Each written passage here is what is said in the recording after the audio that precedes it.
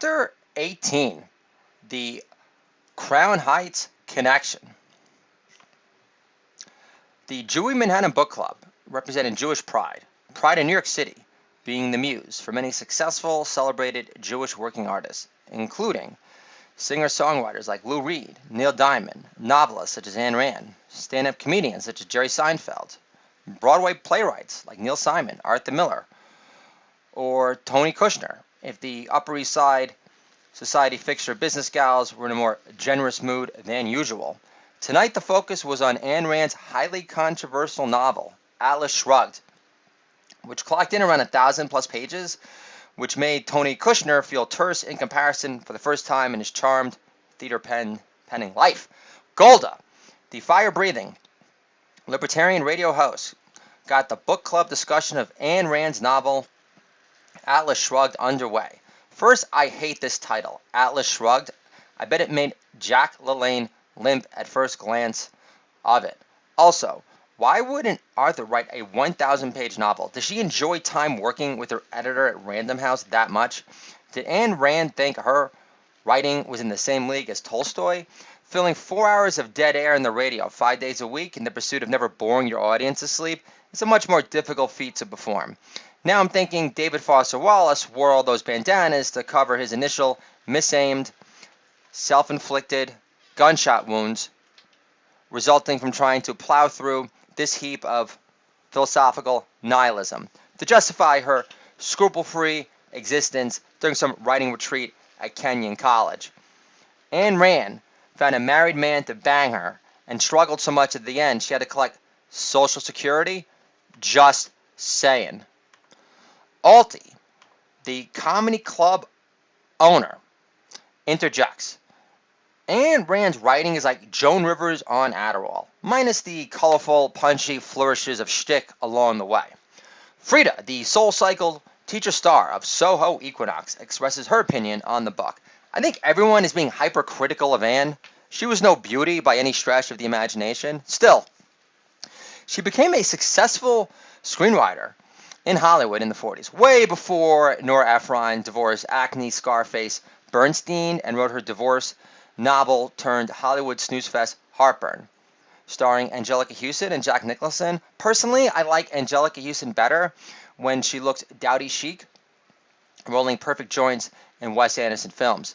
Esther, the Persian owner of star executive tech staffing firm Silicon Alley in New York, moves the conversation toward the positive attributes of the ideas expressed in the book itself. Esther says, I love the line, wealth is a product of a man's capacity to think. Personally, I prefer she use the pronoun woman, but nobody's perfect.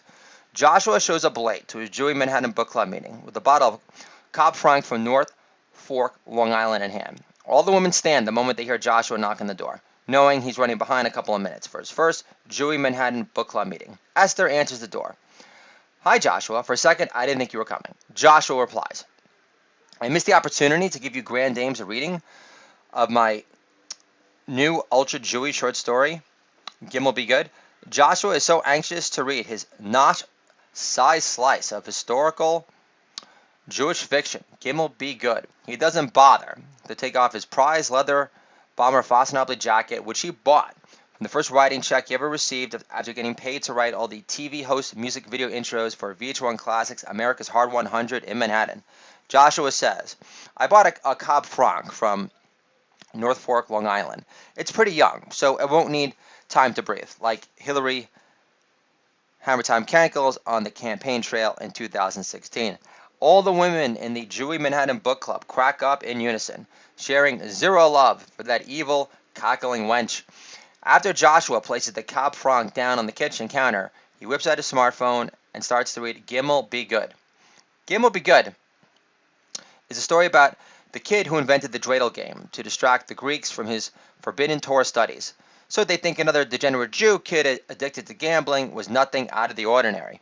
All the grand working gal dames of the Upper East Side spit out gobbles of laughter again. Joshua starts to read his foray into Jewish historical short fiction, Gimel Be Good.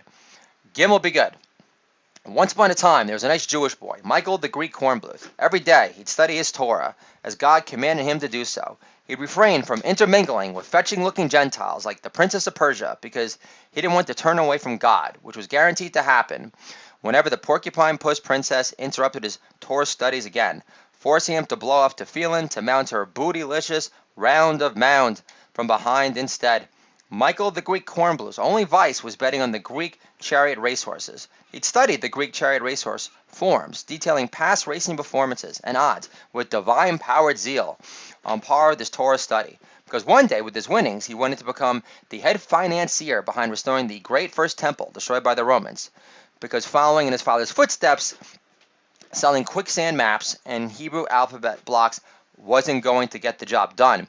One day, the Hellenization of Israel got ugly fast. Now there was a new Greek ruler in charge who claims to be a descendant of Ares' anti-Semitic brother, who had a worse credit rating with Jewish moneylenders than Alexander the Great's trust fund baby with Cleopatra, Lenny Kravitz Jr. No Jewish lender in Israel wanted to show any royal, respectful love his way because he already blew through his fortune on the loser chariot horse races and on a wind-powered hashish farm in Damascus, resting on top of a pile of quicksand. The new Greek ruler in charge of Israel now, Pontifex the Putz, was in charge. A new hotshot, Rabbi Mason, moonlighting as a stand-up comedian on the rise, coined the nickname, and it stuck, like the fake news rumor of Jews heckling the Romans into crucifying Jesus despite Twitter not being in existence yet. Now, with Pontifex the Putz in charge, any Jew caught studying the Torah at home was sentenced to death.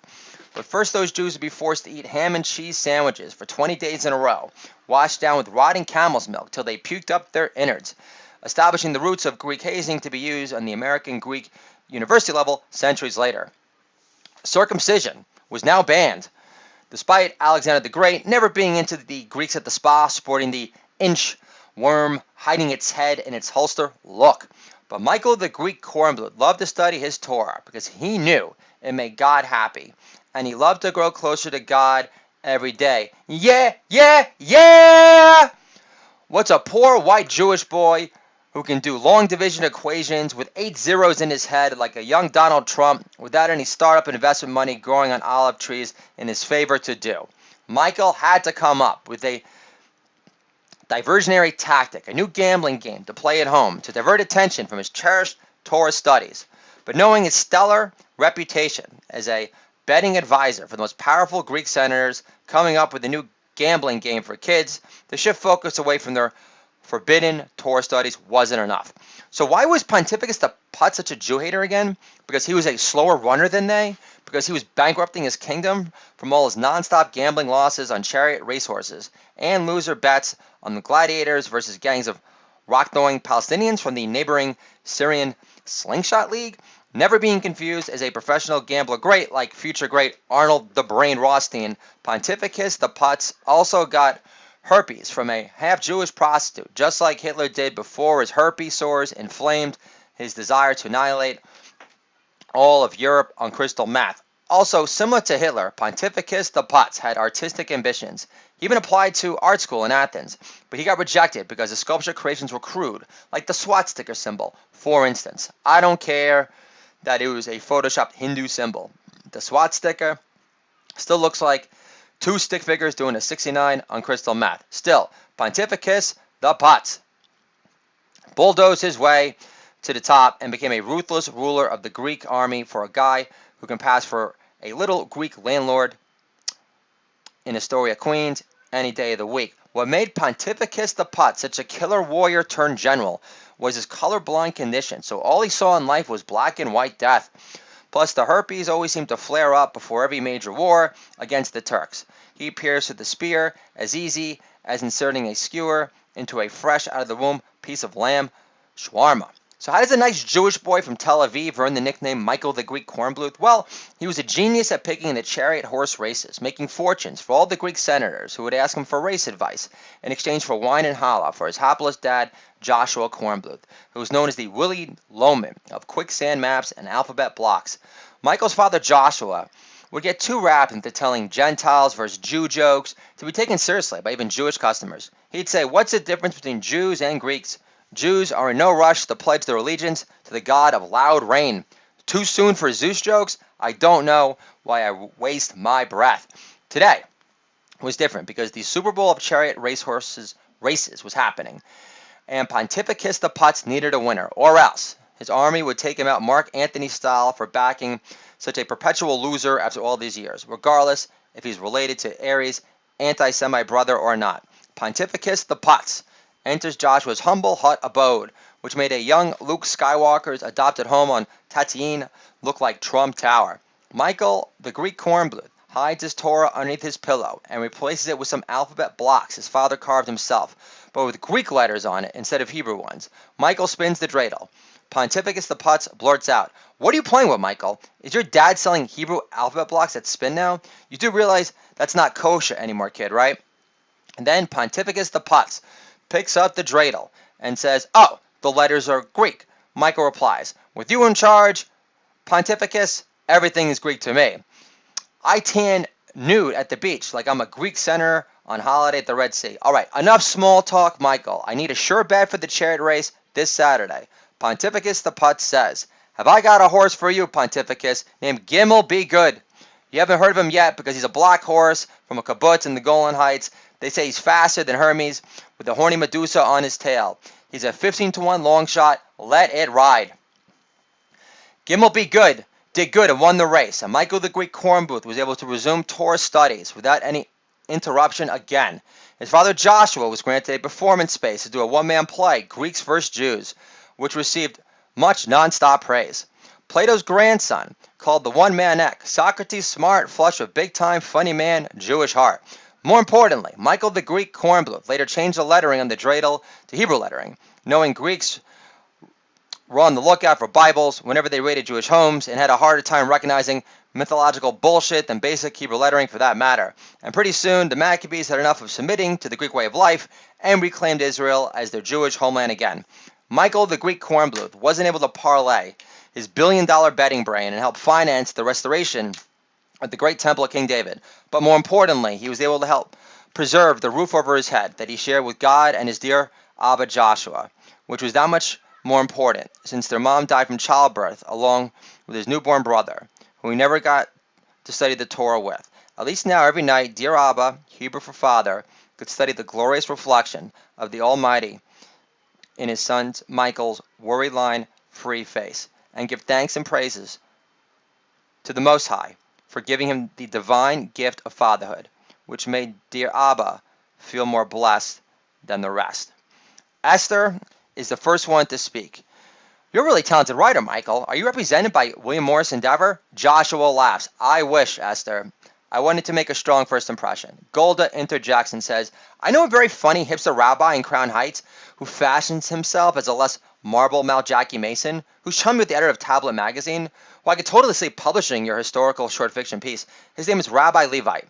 He's also a real foodie and loves his double IPAs to give his brain a rest after intense Zohar tutorials with Ron Perlman's kids. You know, the CEO of Revlon, Ellen Barkin's West Village townhouse bequeather. Plus, Rabbi Levite is a two-tall Jew like yourself. So he won't resent your big man, funny stature from the start either."